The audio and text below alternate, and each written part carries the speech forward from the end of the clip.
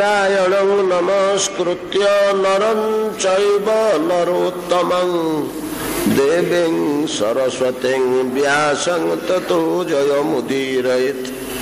मूकं करोति वाचालं पङ्गुं लङ्घयते गिरिं यत्कृपातमहं वन्दे परमानन्दमाधवम्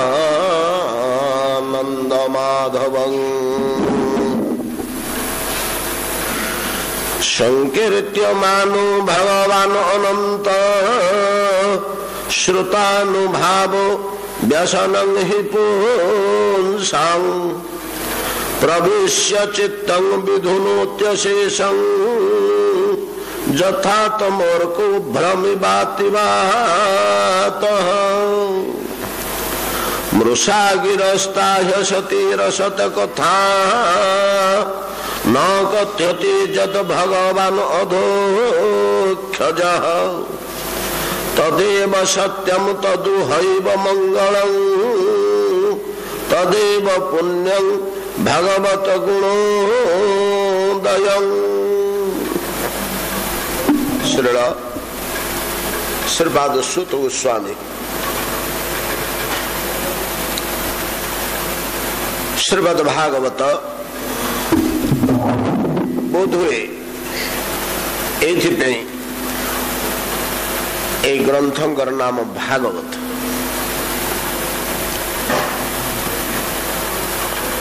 भागवत शब्द तात्पर्य भगवान शब्दरु भागवत जबरी भरतरु भारत तत्संबंधी एभलिया अनेक शब्द आम पाइबा वाणिज्यरु वाणिज्य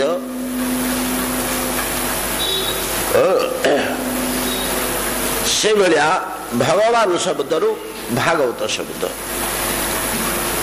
जो शास्त्र प्रतिटी श्लोकरे प्रतिटी पृष्ठारे प्रतिटी पदरे प्रतिटी अक्षरे भगवान का सह संबंध रखे भागवत संबंधी भागवत ये हूँ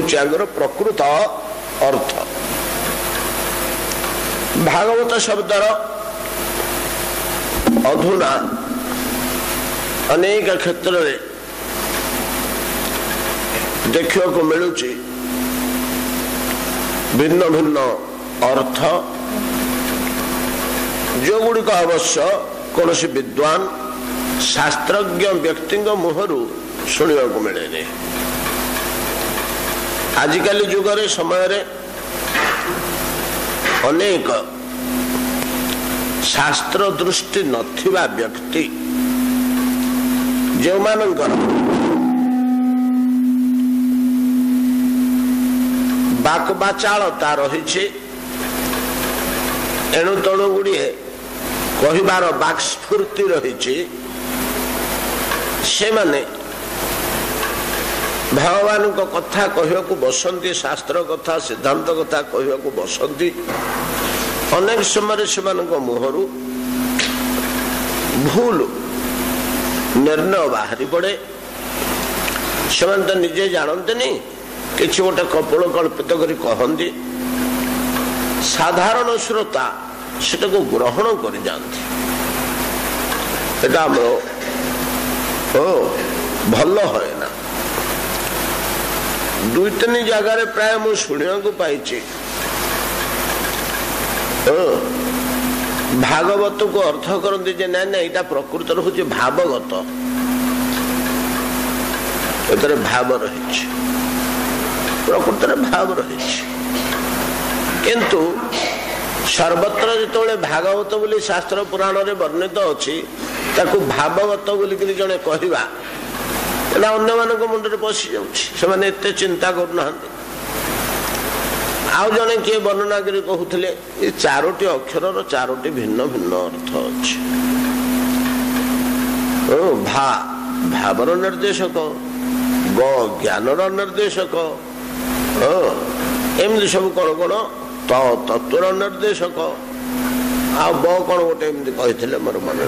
वैराग्यर जहाँ किसी गोटे एगुड़िक ठीक नुहे। भागवत शब्दर प्रकृत मूल्य एगुड़िक हानि होगुड़िक भल जिन पारे शब्द गुड़िक कि भागवतर शब्दर अर्थ ता नुहे। अरे यहाँ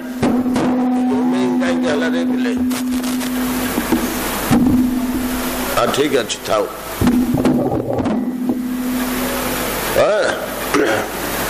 एगुड़िक वास्तव तात्पर्य नुहे एवं ग्रहणीय नुहे। एगुड़िक व्याकरण किंबा आर्य पंडित मान द्वारा जेहेतु गृहीत नुहे ता कौन से समय ग्रहणीय नुहे।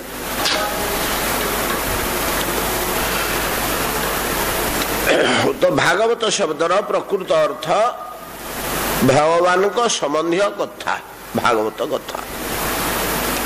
भागवत शब्दर जोड़े अर्थ अच्छे आम पूर्व आलोचना करचे। शास्त्रीय अर्थ जोड़िए चैतन्य चरितामृत निर्णय करचंदी। एक भागवत है भागवत शास्त्र आर भागवत भक्त भक्तिरस पात्र। भक्त को भागवत कहा जाए कहीं से भगवान के साथ सब जोड़ी ही रहा। भक्त निरंतर भगवान को सह अखंडित भाव में संयुक्त रहूथिबारु जहाँ आमर वेदंग निर्देश स्मर्तव्यं सततं विष्णु विस्मर्तव्यं न तो क्वचित सर्वे विधि निषेधाश्च एतयो हरेव किंकरा। एतयो ई जोड़ी कर किंकरा। वेदरे जिते नीति नियम कहगला विधि निषेध कहगला कहीं मूल उद्देश्य कौन उद्देश्य कहुचे विधि निषेध सबू कौ वस्तुटी कौ बिंदुटी पाइबा पाई ना निरंतर विष्णु को स्मरण करिवो केबे हेले विस्मरण हेबो नाही। जेमिति सबुबेले स्मरण रखिबो गोटे सेकेंड मध्य केतेबेले भूलिबो नाही। दीटा आगो कहगला जहाँ हमें बारंबार आलोचना करछे अन्वय व्यतिरेक। सबुबेले भगवान को स्मरण करिवो एटा हला अन्वय केबे हेले भूलिबो नहीं हला व्यतिरेक। जो जिनिसटी अन्वय और व्यतिरेक रे कहा जाए यह त्रिकाल सत्य अपरिवर्तनीय सिद्धांत एभलिया अनेक कथा कहा जाइछि। चतुश्लोकी भागवत रे अंतिम श्लोक रे भगवान ब्रह्मा को बुझे दउचंती ब्रह्मा सुनो से गुड़िक ही एकदम सत्य और सिद्धांत बोले ग्रहण करिवो तापर संदेह नहीं। अन्वय व्यतिरेकाभ्यां जस्यात् सर्वत्र सर्वदा। अन्वय व्यतिरेकाभ्यां अन्य व्यतिरेक रे जहाँ कहा जाइथिवो ताहा ही अत्युत्तम सिद्धांत बोली ग्रहण करिवो। एक कथाटी कहा अन्वय व्यतिरेक रे स्मर्तव्यं सततं विष्णु विस्मर्तव्यं न तो क्वचित। केबे हेले भूलिबनी मुहूर्त कभी एइथिपे सबतक विधि निषेध नियम गढ़ाई जिनिसटी की अक्षुण्ण रखिबा एभलिया जो मानकर चित्त निरंतर भगवान को सह संयुक्त रहे हुए तो सेमानंकर अंग प्रत्यंग बुद्धि मन इंद्रियादि प्राकृत कार्य थांतु किंतु सेमानंकर अंतःकरण ईश्वर चिंतारु विरत होउनाही। सततम चिंतयन्तु मां जे जनाः पर्युपासते तेषां नित्याभियुक्तानां ଯୋଗକ୍ଷେମ ବହାମ୍ୟହମ୍। ଦିଥର ସେଇ କଥାଟିକି କହିଲେ ଏଇ ଶ୍ଲୋକରେ। ତେଷାଂ ସତତ ଯୁକ୍ତାନାଂ, ନିରନ୍ତର ଯିଏ ଯୁକ୍ତ ହେଇକିରି ମୋ ସହିତ ଅଛନ୍ତି। ପୁଣି କହିଲେ ନିତ୍ୟାଭିଯୁକ୍ତାନାଂ, ନିତ୍ୟ ଅର୍ଥାତ ନିରନ୍ତର ଅଖଣ୍ଡିତ ଭାବରେ ମୋ ସାଥିରେ ଯୁକ୍ତ ହେଇକିରି ତାର ଅନ୍ତଃକରଣ ରହିଛି।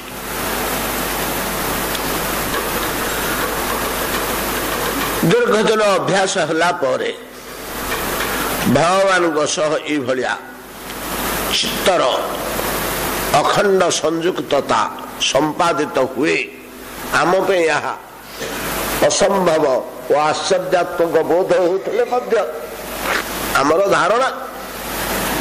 ମନ ତ ଛାଡ଼ିକିରି ଆଡ଼େ ପଳେଇ ଆସିଲେ ଏଇ କାର୍ଯ୍ୟ କରିବ, ପ୍ରାକୃତିକ କାର୍ଯ୍ୟ ନାହିଁ। ଅଭ୍ୟାସ ବଶତଃ ଅଙ୍ଗ ପ୍ରତ୍ୟଙ୍ଗ ଏସବୁ କାର୍ଯ୍ୟ ଗୁଡ଼ିକ କରୁଥିବେ। ଜନକଙ୍କ କ୍ଷେତ୍ରରେ ଆମେ କେତେଥର ଏ ଉଦାହରଣ ପାଇଛେ। ଗୋସାଇଁଜୀ ମଧ୍ୟ ରାମଚରିତମାନସରେ ଆଉ ସହଜ ସରଳ ଭଙ୍ଗୀରେ କଥାଟିକି ଅଭିବ୍ୟକ୍ତ କରିଛନ୍ତି। ଏମିତି ଗୋଟିଏ କୌଶଳ ପ୍ରୟୋଗ କରିଛନ୍ତି ଯେ ଜନକଙ୍କର ଚିତ୍ତ କିପରି ଭଗବାନଙ୍କ ପାଖରେ ସବୁବେଳେ ସଂଯୁକ୍ତ ହୋଇ ରହୁଥିଲା, ମୁହୂର୍ତ୍ତକ ପାଇଁ ଆସୁନଥିଲା, ତାର ଗୋଟିଏ ସୁନ୍ଦର ପ୍ରମାଣ ଦେଇଛନ୍ତି। ୟା ପୂର୍ବରୁ ଶାସ୍ତ୍ରରେ ଥିଲା, ଶାସ୍ତ୍ରରେ ଥିଲା। ତ ନାରଦଙ୍କ କଥା ପ୍ରସଙ୍ଗରେ କେମିତି ନିରନ୍ତର ଜନକଙ୍କର ଚିତ୍ତ ଭଗବାନଙ୍କ ସହିତ ଯୁକ୍ତ ହୋଇ ରହୁଥିଲା ଥିଲା। ତାକୁ ଗୋସାଇଁଜୀ ରାମଚରିତ ରାମ କଥା ରାମଲୀଳା ମାଧ୍ୟମରେ ଗୋଟିଏ ଅଧିକା ଜିନିଷ ପୁରେଇ ଦେଇଛନ୍ତି, ତା ଦେହରେ ଟିକେ ପଶେଇ ଦେଇଛନ୍ତି, ଯାହା ଫଳରେ ଏଉଠି ଆଉ ସ୍ପଷ୍ଟ ବୁଝି ହେଇଯାଉଛି, ଯେକୌଣସି ଲୋକ ସହଜରେ ବୁଝି ଯାଉଛି। ଯେତେବେଳେ ରାମ ଲକ୍ଷ୍ମଣ ଯାଇ ମିଥିଳାରେ ପହଞ୍ଚିଲେ, ଆମ୍ବ ତୋଟାରେ ରହିଲେ, ବିଶ୍ୱାମିତ୍ର ମୁନିଙ୍କ ସହ ଜନକ ରାଜା ଖବର ପାଇଲେ, ବିଶ୍ୱାମିତ୍ରଙ୍କ ଅଭ୍ୟର୍ଥନା କରିବା ପାଇଁ ଆସିଲେ, ବସି ଆଳାପ ଆଲୋଚନା କରୁଛନ୍ତି। ସେ ଲୋକ ରାମ ଲକ୍ଷ୍ମଣ କୁଟିଆରୁ ବାହାରକୁ ପଳେଇଛନ୍ତି ବୁଲିବାକୁ। ଦୈବାତ କୁଟୀର ଭିତରକୁ ଯେମିତି ପଶି ଆସିଲେ, ଆଶ୍ଚର୍ଯ୍ୟ ହେଇଗଲେ ଜନକ ରାମକୁ ଦେଖିକିରି। ରାମ ଆଉ ଲକ୍ଷ୍ମଣଙ୍କୁ ଦେଖି ଆଶ୍ଚର୍ଯ୍ୟ ହେଇଗଲେ। ଚୁପ୍ କରି ବିଶ୍ୱାମିତ୍ରଙ୍କୁ ପଚାରିଲେ, ବିଶ୍ୱାମିତ୍ର ଯେ ଏ ବାଳକ ଯୋଡ଼ିକ ବେଦବର୍ଣ୍ଣିତ ପରମ ବ୍ରହ୍ମ କି? ଆଶ୍ଚର୍ଯ୍ୟ କଥା, ଏମିତି କିଏ କାହାକୁ ପଚାରେ?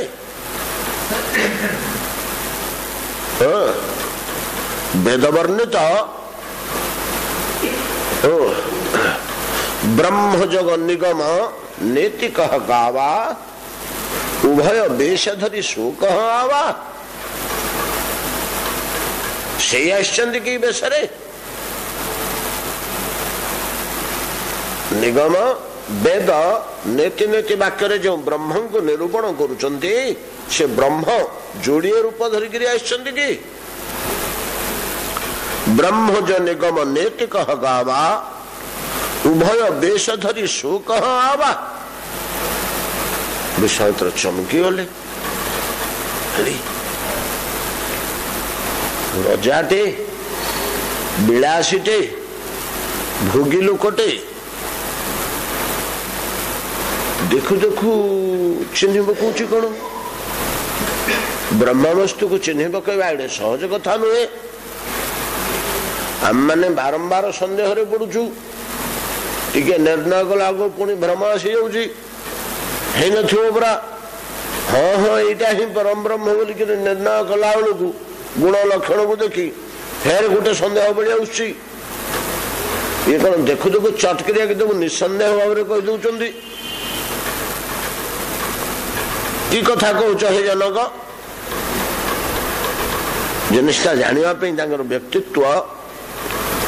କେମିତି ଜାଣି ପକେଇଲେ ଯେଟା ପରମ ବ୍ରହ୍ମ ବୋଲି, ଚାପିକିରି ଟିକେ ରଖିଲେ ନିଜର ଭାବ ଆବେଗକୁ, ଚମତ୍କାରିତାକୁ। କେମିତି ଜାଣି ପକେଇଲ? ଇଏ କି କଥା? ତମମାନେ ଯଦି ୟା କହିବ ଏଡେ ଏଡେ ଲୋକ, ଏଡେ ଏଡେ ସିଦ୍ଧାନ୍ତି, ବ୍ରହ୍ମ କଣ ଏମିତି ସବୁ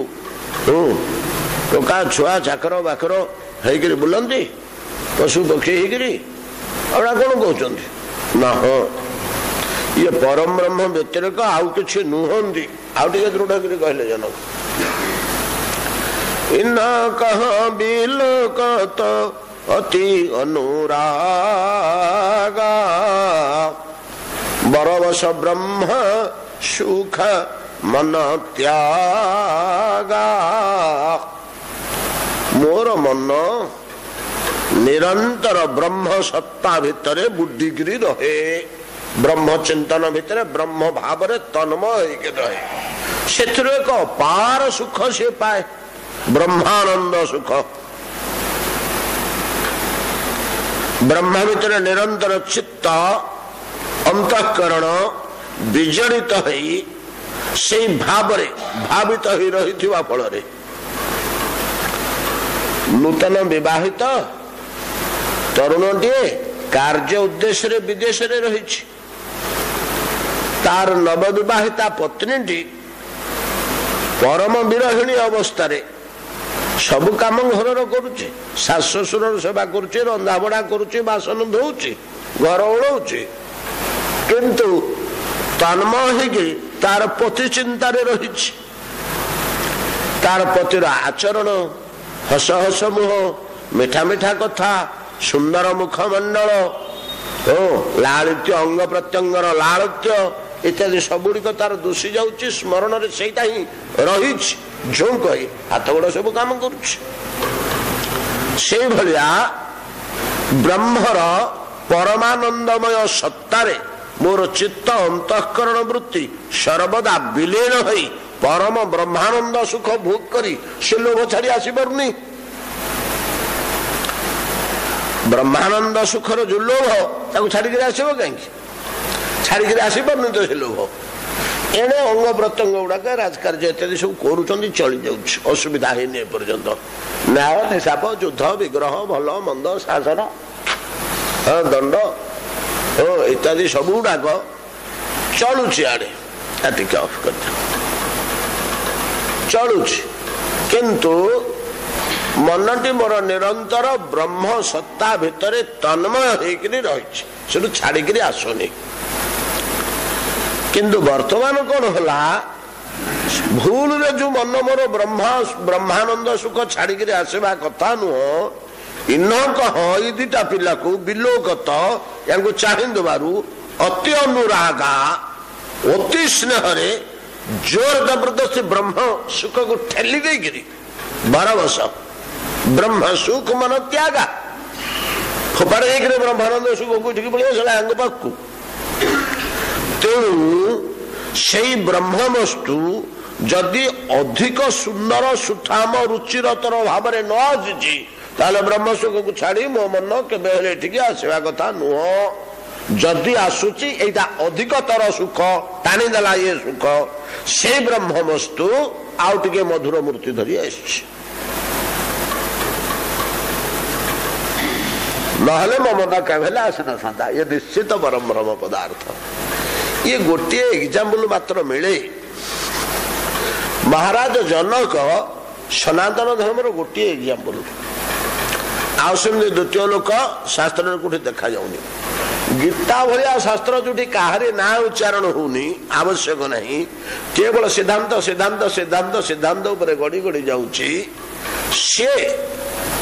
गोटे श्लोक जनक को उदाहरण कर कर्मयोग कर्मयोगे संसिद्धि मास्तिता जनकादय लोक संग्रह में बापी कर्म कर्तुम इहारहसि कर्मयोग परम सिद्धि लाभ करथिबा जनकादि मध्य लोक संग्रह कर्म आड़ा करंती जगत निर्वाह करंती कर्मण्यैव हि संसिद्धि आस्थिता कर्मयोगर सिद्धि आस्थित स्थिर भाव रही जनकादय जनकादि आदि बोली कहुई कि गोटे लोकर ना उच्चारण हो गीतार गोटे लोकर ना उच्चारण हो एग्जाम्पल दिखाई उदाहरण केड़े प्रिय से भगवान से लोकटी कहीं ना निरंतर तार अंतःकरण भगवान सह निराकार सत्ता हो कि साकार सत्ता हो विजड़ित होकर रोला ये लोक मान भागवत कह जाए। जो माने भगवत पदार्थ भितर अतिमात्रा विजड़ित अखंडित भाव चित्त रही लगिक संयुक्त से माने भागवत क्या भगवान सह विजड़ित नहले तो एक भागवत हो भागवत शास्त्र ये जो शास्त्र टी अष्टादश पुराण भितर श्रीमद् भागवत यार प्रति लोमे लोमे प्रति छत्रे छत्रे भागवत संबंध रोचे कोठी टे छाड़ जाऊनी। तेणु भगवान विमल कथा रूपी ए भागवत शास्त्र को प्रकाश कर सारला परे मुनि मान आगरे विशेष करी विश्व मानव समाज उद्देश्य ये लोकार्पित है। आम जो लोकार्पित गोटे शब्द वर्तमान कहचे तार तात्पर्य या नुआ नुआ शब्द सब या आगुरी आमर तो ओडिया भाषा केवल संस्कृत उपर निर्भर कर चलुला बर्तमान तार निजस्व भाषा गोटे गोटे गोटे गोटे सृष्टि होबारे लगी केते काल लगे तापर गोटे पूर्णांग प्राकृत भाषा हम तापर तार व्याकरण तैयारी हो बर्तमान भाषा नहीं क्या धरी व्याकरण हम तो आम खंडी खंडिया ओडिया आ बाकी बारणा संस्कृत रे कथाभाषा करछे जाओ लोकार्पित बोली वर्तमान जो शब्द आम व्यवहार करुचे ये नैमिषारण्य भागवत लोकार्पित हेले या पूर्व जन समाज प्रति लोकार्पित ही नथिले अनुमोदित हो जाता पार्लियामेंट रे एमती धरतु। अतएव ये भागवत नाम टी ही धरले आमको जना जाउची जे प्रति छत्रे छत्रे प्रति बिंदुरे प्रति मात्रा प्रति अक्षर जे भगवान सहित संबंध रखुची जहाँ को धरले आम भगवान को दूरे जावाक बाट नहीं जापर ना भगवान को दूर को पाखे चापी ही रहा जो शास्त्र को आश्रय कले ये महान हरि कथा व्यक्त कर सारा पर सुत गोस्वामी परम संतोष प्रकाश करी कहउछन्ति निजर वक्तव्य संबंध रे जे मुनिगण कथा तो से गण से गोटे हूँ सत कथा आ जगतर जावतीय कथबार्ता तुम मैंने करा सब असत कथा सब असत कथा कहीं ना जगत सत आ असत जोड़े पदार्थ विद्यमान तक जड़ चेतन बोली कह जाऊ चर चर बोली कहतु जहा कहतु तो ये जगतटी द्वंद्व जोड़े वस्तु प्रकृति आ पुरुष यत्किंचित स्थावर जंगमम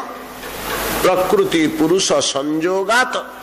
तद विद्धि भरतर सभ जहा कि जगत रे अच्छी जत किंचित अति सामान्य पदार्थ टिके ये सबुड़िक प्रकृति और पुरुषर संयोग वस्तु दुईटा मिसिकी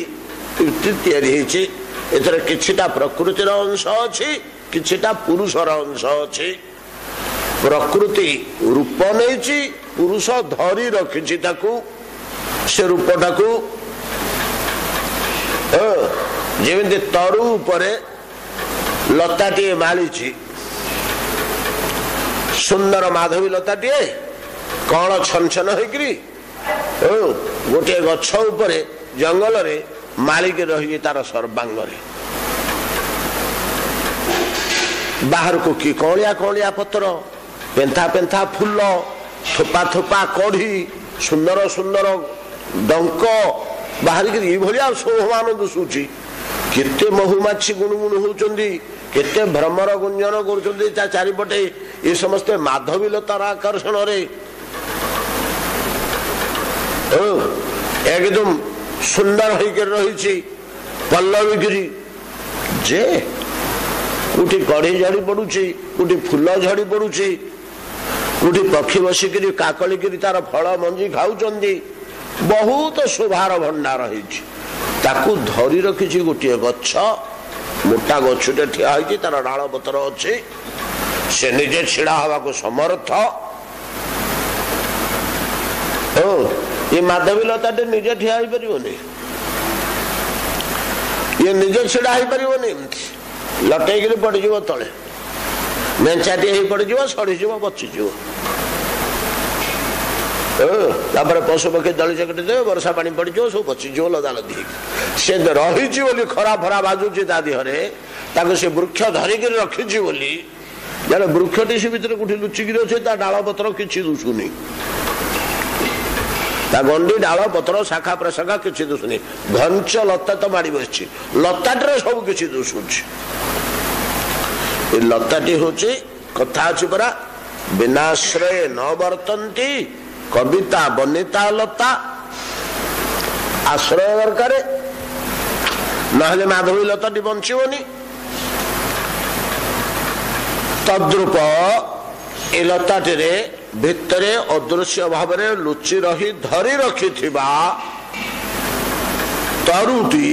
पुरुष, बाहर परिदृश्यमान वर्णनातीत शोभाशालिनी एवं अपूर्व कुसुम किशोरय कलिकारे विमंडिता बहु मधुप मधुमक्षिका आकर्षण करिवार शक्ति रखिथिबा माधवी लताटी प्रकृति। ये जगत रे जिते पदार्थ आम पाइबा, अणुठू हिमालय पर्यंत, जुलजुलिया पोक ठारू सूर्यमंडल पर्यंत जिते पदार्थ पाइबा छोट बड़ सबुड़ाक ढांचा रही। प्रकृति पुरुष भितर पुरुष लुचिकी रही, बाहर प्रकृति परम रमणीय है शोभा विकास करी आकर्षणी शक्ति प्रकाश करुछि। आम देह भितर जे पुरुष लुचिकी धरिकी रखी, ये कथा आम केते थर आलोचना करछे, आ बुझेवा दरकार नहीं। आत्मा रूपे चेतन रूपे अदृश्य पुरुष धरी रखी बोली ये कौन छन छन सुंदर कांति युक्त कि सुंदर नासिका, अधर, नयन, कुंचित केश, सुष्ट सुंदर अंग प्रत्यंग शरीर केड़े सुंदर दृश्य है, केड़े सुंदर मनुष्य, केड़े सुंदर रमणी टे देखिदे मन मोही ही जाऊँगी। ये जो मनोहर रूप ये निजे रही पार कि ये प्रकृति या धरी भितर पुरुष, भितर पुरुष धरी। तो ये कथाटी गीतारे बड़ सुंदर भाव भगवान कहले अपरेयम इतस्त्वन्यां प्रकृति विद्धि पराम जीवभूता महाबाहु ज इदम धार्यते जगत। जे धरिकी रखी से जो दिन छाड़ी जीव ये पची सड़क मिल जाए, ये सौंदर्य अधा घंटे तापर विकृत हो। आम देह भलिया समग्र विश्वर प्रत्येक क्षुद्र महत पदार्थ जत किंचित स्थावरम जंगमम प्रकृति पुरुष संयोगात। ये जो प्रकृति पुरुष जोड़िए रहिले मुनिगण, ये पुरुषटी ही होची भगवत तत्व कार्य अंश। प्रकृति नश्वर, अल्प दिन स्थायी, असत, सत नुहे। कहीं असत कहुच्छी कड़े सुंदर दुषी ना देखा सुंदर दुषी जे प्रति मुहूर्त रूप बदली जाऊँच तो यहाँ स्थायी नुहे कि स्थिर नुहे। वर्तमान सौंदर्य 5 वर्ष पर नतबेलर सौंदर्य 15 वर्ष पर नतबेलर सौंदर्य 40 वर्ष पर नतबेलर सौंदर्य 60 बेलू को विकृत हो जाइए बदली बदली जाऊँच। किंतु पुरुष बदलबार नहीं से सत तो से स्थायी होकर रही। पुरुष मंगलप्रद पुण्यावह शांति प्रदायक स्थिर अविचलित कल्याणकृत वास्तव बंधुता संपन्न इमती गुण गुड़िक भरपूर। प्रकृति थी परमा सुंदरी हेले कौन होला स्वार्थान्वेषिणी विश्वासघातिनी एवं अमंगलचारिणी अजोषवर्धिनी इत्यादि शब्द रे भरपूर। आई मनीगण तेणु जो कथा गुड़िक पुरुष को लेकर आलोचना होची ताहा जपरि मंगलप्रद शांतिमय कल्याणकारी गतिमुक्ति प्रदानकारी ताको छाड़देले आ जते कथा रहिला पुरुष बा भगवत कथा को छाड़ी दे आते कथा रहा आ जो विषय सब गुड़ाक तो प्रकृति सी गोटिक धरी रखि पुरुष को छाड़देले आउ तो जगतर सब गुड़ाक प्रकृति तबे से भगवान को कथा की छाड़ी दे जा विषय कथा हेले प्राकृत कथा हो द विषय कथा हुआ बंधु विषय कथा हुआ आहार विषय कथा भाषा करो धन संपत्ति विषय कथा भाषा करो काव्य कविता विषय कथा भाषा करो ज्ञान विज्ञान विषय आलोचना चर्चा करो जहा कि प्राकृत। तेणु एगुड़िक केबे सत कथा नुहे एगुड़िक तुम प्रति कल्याणप्रद हब नाही। तेबे जेहेतु आमे प्राकृत जगत को आसवा को बाध्य होइछे प्राकृत देह धारण करिछे प्राकृत कथा भाषा न कले न चले बोले चलला केमिति एटा आवश्यक होउची जिते पारुच कम जते कम रे सेटा निर्वाह होई जइबो कर एवं भगवत कथा को जिते अधिक परिमाण रे ग्रहण करि पारिबो आचरण करि पारिबो सेतिकी जगतर कल्याण हबो बोली गतकाली षोलकोटी आम आलोचना करथिले। आज से कथाटा ही टिके चर्बित चर्वण हो गला टिके लंबी गला। मृषा गिरस्ता ह्यसतीर असत कथा न कथ्यते जत भगवान अधोक्षज जो कथा भितरे भगवान अधोक्षज ये अधोक्षज बोली कहीं कहगला अदृश्य अध अक्षरे जात आखि बुझीदेले आमको दुशुची बड़ देउल दुशुची सिंहद्वार दुशुची 22 पाहच दुशुची जगन्नाथ को चका चका आखि दुशुची कि आखिटा बंद कर दुशुची रे भितर आ गोटे आखि अच्छे से आखिटा आलुओ दरकार नहीं से आखिटा पता खोलिया दरकार नहीं से आखिटा दिग बिदिग दरकार नहीं। जगन्नाथ रहिले सियाड़े आम मुह करचे याड़े कि दुसले से अधोक्ष कह जाए अध अक्ष ए आखिर तले थिबा आखि से आखिरे जात हुअंती बोली तांको ना अधोक्षज। आमे ये आखि की मेला करी जेते देह मुंड खोजिबा अंटा पिठी काख कांध कान भितर नाक भितर सब खोजिले कोठी पुरुष दुषिबनी आत्मा कोठी अच्छी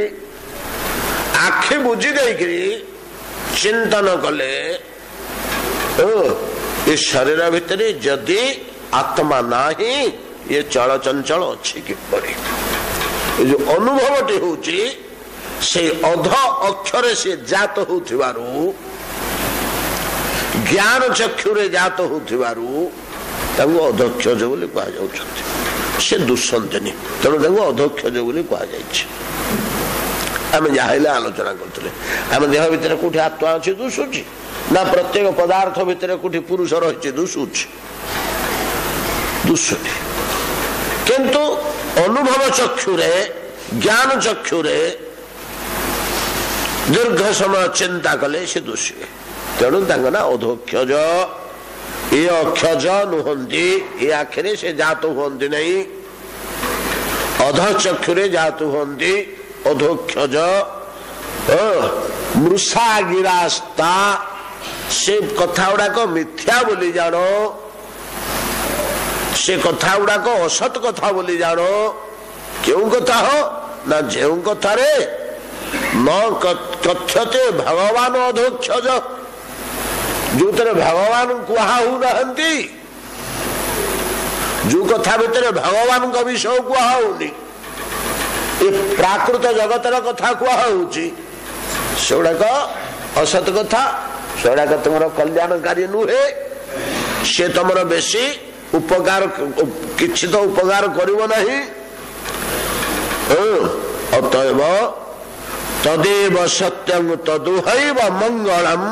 तदेव पुण्यं भगवत गुणोदय जो कथा भितरे भगवान गुण वर्णना चली जो कथा भगवान गुण लीला नाम प्रवृत्ति वर्णना चली ततएव पुण्यं ततएव सत्यं ततएव मंगलम ततएव यशस्करम ये समस्त कहला परे परवर्ती श्लोक रे सुत गोस्वामी से विषय नहीं आउ गोटे सुंदर श्लोकर अवतारणा करुचंती सौनकादि मुनिगण शुण शुण मु कम परिश्रम करनी हो एतिकी कथा कहवा कि तमे आनंद रे बसी शुणुथुल मते खूब परिश्रम करियो कहउथला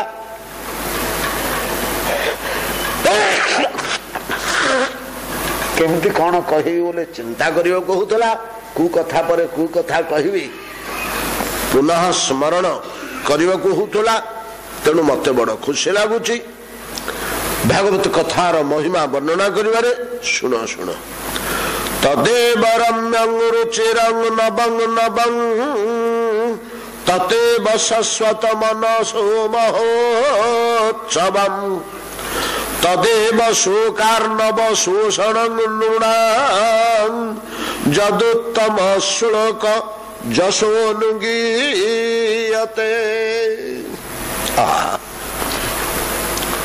तदेव रम्यं रुचिरं नवं नवं तदेव शश्वत मनसो महोत्सवं तदेव शोकार्णव शोषणं नृणां यदुत्तम श्लोक यदुत्तम श्लोक जशोनुगीयते यत् उत्तम श्लोकस्य जशानि अनुगीयते जो कथारे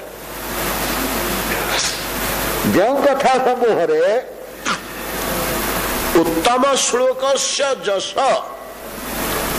अनुगीयते उत्तम श्लोक पुण्य श्लोक पुण्य श्लोक पुण्य पवित्र उत्तम श्लोक जो श्लोकावली गीतावली श्रवण द्वारा मनुष्य उत ऊर्ध्व उत आऊर्ध्व उत आऊर्ध्व आउ परकु आउ परकु आउ परकु सोपान रे जेमति आमे बेलकु बेल चढ़ी चढ़ी जाउचे पावच्छा श्री गोटे गोटे गोटे गोटे गोटे गोटे थरे हुंगिला बेलकु 8 इंच ऊपरकु पळेले आउ गोटे पाद पकेकि हुंगिला बेलकु आउ 8 इंच ऊपरकु पळेले एमति 50 टा पार होला बेलकु आमे चुडारे पहुंची गले जाई आउ ऊपरकु जीवा आवश्यक नहीं से कार्य परिपूर्ण हो गला चरम स्थान रे पहुंची गले चतुर्दिग देखा जाउची सुंदर पवन बहुची बड़ मनोमुग्धकर होईची निजक एक गौरव बोध होची मु उच्चरे अच्छी सबु देखि पारुची दूर दिग्बलय पर्यंत अनेक पदार्थ आखिरे पड़ुची अनेक दृश्य अनेक शोभा ऊर्ध्व पड़ेला परे तद्रूप जाहांकर बा जो सब श्लोक गीत वर्णना शुणिले प्रत्येक मुहूर्त पादे पादे पादे पादे पादे पादे ऊर्ध्व को उठे उठे उठे उठे उठी मनुष्य उत्तम शेषतम पावच्छ पर्यंत पड़ी जाए से होचंदी उत्तम श्लोक जाहंकर लीला गुण प्रभृति पदे पदे श्रवण करी करी करी करी पदे शुणला को पाउछे उठिलणी आउ टिके शुणला को आउ आंगुले उठिलणी आउ को आउ टिके ऊर्ध्व को आउ टिके ऊर्ध्व को ऊपर को ऊपर को ऊपर को ऊपर को जेते सुना जाउची सेतिके ऊपर को जीव गति करूची परिशेष रे चरम पर्यंत पहुंचेवार सामर्थ्य अछि से होचंदी उत्तम श्लोक जाहंगर कथा श्लोकाकार रे श्रवण मात्रे जीव ऊर्ध्व को ऊर्ध्व को ऊर्ध्व को ऊर्ध्व को गति करी शेषतम पर्यंत पड़ी जाए तांकु उत्तम श्लोक बोली कहा जाए पुण्य श्लोकर मध्य अर्थ सिया जाहंकर लीला गुण जश कर्म प्रभृति श्लोकाकार रे श्रवण करी गोटे गोटे श्लोक रे टिके टिके ऊर्ध्व को गोटे गोटे श्लोक रे टिके टिके पुण्य श्लोक सेटा उत्तम श्लोक एटा पुण्य श्लोक पुण्य पवित्र टिके पवित्र होला हृदय आउ टिके पवित्र होला आउ टिके पवित्र होला आउ टिके पवित्र होला आउ गोटे श्लोक सुनला बेलକୁ आउ टिके पवित्र होला आउ गोटे श्लोक सुनला बेलକୁ आउ टिके पवित्र होला ए प्रकार पूर्ण पवित्रता पवित्र हृदय हो जाए जीव तार अंतःकरण परम पवित्र ही उठे गंगावत गंगा जपरी निर्मल पवित्र से हो जाए गंगा तुल्य पवित्र हो गले फायदा कौन हो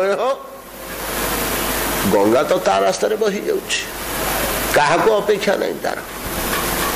काहाको अपेक्षा नहीं से जाई समुद्र भितर प्रवेश करिवो ता बाटरे से चलछि काहारी को अपेक्षा करनी भल मंद काल बेल तिथि नक्षत्र किछि नहीं मु केमिति समुद्र भितर विलीन होई जीवी तद्रूप पवित्र हृदय व्यक्ति माने मुझे परमेश्वर पाद बिंदु पादार बिंदु विलीन हो से गोटे लक्ष्य चलते क्या सहित संबंध नहीं किंतु आम दौड़े गंगा कूल को ए गंगा पानी टे आण रे सिंचले सब पवित्र हो गंगा को टे दर्शन कर आसवा ए गंगा टे जा मुंड बुड़े दिथर गाधे पकड़ बोले मोर सबू पातक दूर हो गोटे लक्ष लक्ष टंका खर्च करी दौड़चे गंगारे टिके बुड़ी बुड़िया प्रचंड शीत हो गोड़ खसी जाऊ प्राण को आशा न था तथापि टिके गंगारे बुड़ी पड़े एक गौरव मु गंगारे गाधे मु गंगा दर्शन करछि मु गंगा जल नहीं आसी सेठू गंगा को पूजा करने की आग्रह गंगा को दर्शन करने की आग्रह बाकी कथा दूरे थाऊ जो लोक मन पकांतु जो माने जाइथिबे हरिद्वार हरकेपेड़ी पाखरे ब्रह्मकुंड निकट रे जाई जदि 2 घंटा बसी पड़े सी भितर किछि नहीं खाली बसी पड़ी केते जन्मर दुख धोई ही गला ना नहीं कि गोटे पवित्रता भाव सेठी विराजमान करुछि के जानी कि एक नैसर्गिक शांति सेठी कार्य करुछि एक अपूर्व नैसर्गिक शांति इटा केवल वस्तुगत शोभा नुहे परिवेशर शोभा नुहे निकटरे पहाड़ अच्छी चारिआडे गंगा जल छल छल तान बही जाऊँच मझे सुंदर मंडप तैयारी केवल द्रव्य जनित नुहे द्रव्य जनित सौंदर्य जनित भौगोलिकता जनित आनंद होते सी क्षणिक होता किंतु घंटे 2 घंटा से आखि बुझिक तो बसुचे ना आम टे चारिड़ को देखीदे टे बसवा ये रह बस पड़े आखि बुझे आ देखुच कौनटा बाहर भौगोलिकता आखि बंद कर तो बस आखि बंद कर कौन भोग कराऊँ किए एक विमल शांति जमी धीरे धीरे धीरे क्लांत मन बुद्धि आत्मा धोई ही जाउछन्ति तार सब कलमश धोई ही जाउछि सुष्ट सुंदर से ही उठुछि गंगा कहीं नाई जगत रे जेते पवित्र पदार्थ अछन्ति सबुंग ठारू गंगा होचन्ति अधिक पवित्र गंगा होचन्ति सबठारू बेसी पवित्र जो वस्तु रे आपण गंगा पानी टिके पकई देले से पवित्र हला गंगा जल को किए से अपवित्र करछि कार सामर्थ्य अछि यदि महाप्रसाद को कहीं मारा करि परिबेनी कौन बाजले महाप्रसाद मारा ही जिवे प्रश्न उठुनी ई भलिया कौन सी वस्तु कौन सृष्टि हेनी मायार जगत रे जे महाप्रसाद को मारा कर दे हो सेमती गंगा जल को अपवित्र करदेला भलिया कौन सी पवित्र कौन सी वस्तु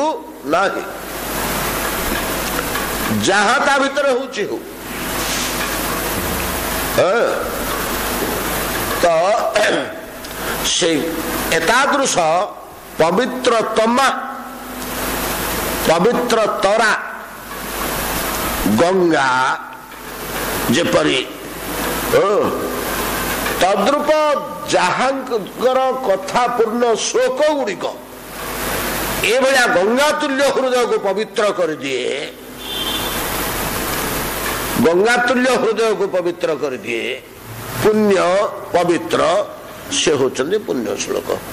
उत्तम श्लोक कहतु वा पुण्य श्लोक कहतु केवल भगवान भगवान ही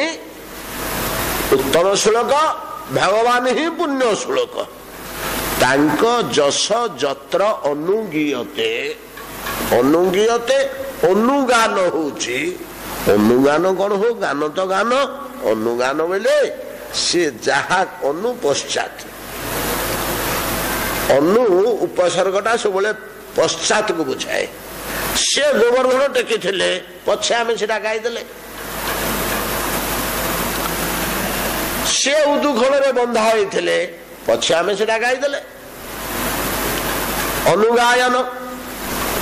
आग घटी घटनाटा घटनाटा आगे घटी घटी जाइथिबा घटनाटा को आम गाउचे ता पछरे गाउचे पुणी गाउचे पुणी ता पछरे गाउचे पुणी तापरे गाउचे पुणी तापरे गाउचे पुणी तापरे गाउचे पश्चात ता पछकु गान चालीची सरुनी केते दिन हला ए कथा बोललानी 5000 वर्ष भीतर केते थर आलोचना हिथिबो तथापि से कथारे टिके हेले अनुगायन हेले मध्य पश्चात गायन हेले मध्य बारंबार गान हेले मध्य कहीं विरक्ति आसुनी कहीं विरक्ति आसुनी गोटे उदाहरण एठे दिया जाय पारे खू कालर कथा रामचरित भारतवासी टे से पढ़ी थाउ कि न पढ़ी थाउ रामायण रामायण पुथी न देखी थाउ पछे रामचरित किए न जानी हो केमी जना पड़ुची कि जानी आश्चर्य कथा अनेक लोक अच्छा कि रामायण पढ़ी ना कि देखी ना किंतु रामायण विषय पचारे 4 पद कहीदेवे राम को विषय पचारे कहे कि जहाँ यथकिंचित कहे कम बेसिक जड़े जड़े अच्छा पूरा कथाटा कहे किंतु रामायण कभी पढ़ी ना आम मान भर हयत थी पारती केबे हेले के जने मूलरू चूल पर्यंत बसिक रामायण टा पढ़ी किंतु राम कथा उत्तम रूपे जानी ये गोटे वैचित्र्य चिंता कले मिले जाऊ ये भाया राम कथा किए न जानी जे 8-10 वर्ष तले से रामानंद सागर जिते रामचरित मानस राम कथा रामायण टाक कले खाली भारतीय कि विदेशी लोक गुड़ा पागल होइले विदेशी लोक गुड़ाक पागल होइले से टिके ता देहरे निष्ठा पुरे देले बोली एणुक प्राकृत जिनिस किसी मिसबनी असत कथा बेसी किसी मिसबनी केवल भगवान कथाटा पर्यायक्रमे चलो आजे बाजे कथा मिसबनी जो कथा सहित रामकर संबंध नाई से कथा को पुरेवा नहीं भितर जो कथाटी आलोचना कला बेले बाध्यतामूलक मन राम को स्मरण करने को बाध्य होची से कथा केवल एतिकी निष्ठा थिला एतिकी निष्ठा ता भीतर थिला आउ किछ नथिला बहुत कड़ाकड़ी नियम रे मध्य से ताकू भगवत परायण करी तार जो माने अभिनेता से मानकू टिके जेमती आमर आगे सब रास होए गाँ मान आगे ये कार्तिक मासटा रास मास नहीं कि कार्तिक मासटा रास बहु जगार होता से गाँव पिला पुंजे सब ललिता विशाखा कृष्ण सुबल सुदामगिरी सजेबे वेश पोशाक तैयारी करेंगे नाच शिखेबे 2 मास आगु गीत शिखेबे सब होगला दशहरा दिन ठू सी रे जा कोठ घरे से पिला गुड़िक दशहरा दिन ठू सी कोठ घरे रे आ घर को आसबे गाँव नियम तो या कोठ घरे रहिले ठाकुर पाखे भोग लगे जहाँ पुंजे सी खाइले सीठी गाधेले सीठी रहिले केतक गाँव कौन करती से पिला ठिया कर सका आलती टिके मंगल आलती करती संध्या को संध्या आरती टिके करती समस्ते प्रणाम करती सतर्क चलती मंदिर रे ठाकुर को विग्रह को जमी आचरण से पिला गुड़िक प्रति सी भाई आचरण करती आया 8-10 दिन बेलू से पिला गुड़ाक भीतर तो से भाव जागृत हुए गुण से आसिक अभिनय कर दियंती संध्या को जो दिन जहाँ अभिनय थी से तो से भाव में भावित हो करती साक्षात भगवान आसिक कर लोके तन्मय शुणती समस्त भीतर भक्ति भाव अच्छी जे मनीष पिलाटे बोली से समय अनुभव है ना आमर एक कौशल पूजा अर्चना कर जाऊला से पिला धीरे धीरे से संस्कृति लोप पाईगला विशेषकर आम ओडिशार से भल था प्रदेश मान भीतर ढांचारे थी आशा ये रामानंद सागर सी भाया टिके ढंग धरते सीत्रु अल्प टिके पूरे विश्व को पागल करदेला ताहले ये भगवत कथा भितर नित्य नूतनता सह अद्भुत मादकता रही आमे काढ़ी पारनु सेटा कषिक चोबेले आखुटा को एड़िकी मोटा बाउंश भाया टाण हो रही पाटे पूरे चोबेले ता भर रसटा बाहर बोझे चोबई पार दरकार तो भागवत कथा से भाया जहाँ भर आम ठीक रसटा को बाहर करनु जोटी टी चेष्टा जत्र हो रस लीक बाहर पड़ा अल्प बिंदुए तो पागल करदेला समस्त को पागल करदेला कि धन कि संपत्ति कि न्याय कि निशाप कि व्यवसाय कि वाणिज्य थिला हो से कहीं चाहूले कुआड़े सब दुकान बंद आसी किए मागुले जा अधा घंटे पर आसबू किसी केमती छू नाला से अनुभव हुए भगवत कथा रस केमी तुच्छ कर दिए वैराग्य नहीं आसे सामयिक हो पछे सब प्राकृत जिन को तुच्छ कर दिए असत पदार्थ को तुच्छ कर दिए। तो से भागवत कथा रे एतादृश अवस्था रही तदेव रम्यं रुचिरं नवं नवं ततेव शश्वत मनसो महोत्सवम् ततेव शोकार्णव शोषणं नृणां यदुत्तमः श्लोक जशोनुगीयते। सुंदर सुंदर कथा गुड़िए ये कहते ये श्लोकटीर अवतारणा प्रस्तुति आज आम करे जो बेस उपरे आम आलोचना करवा आलोचना करने को बेसी नहीं एणिके सहजरे बुझी आसंता काली श्लोक टे धरवा। आज कथा विश्राम करंतु।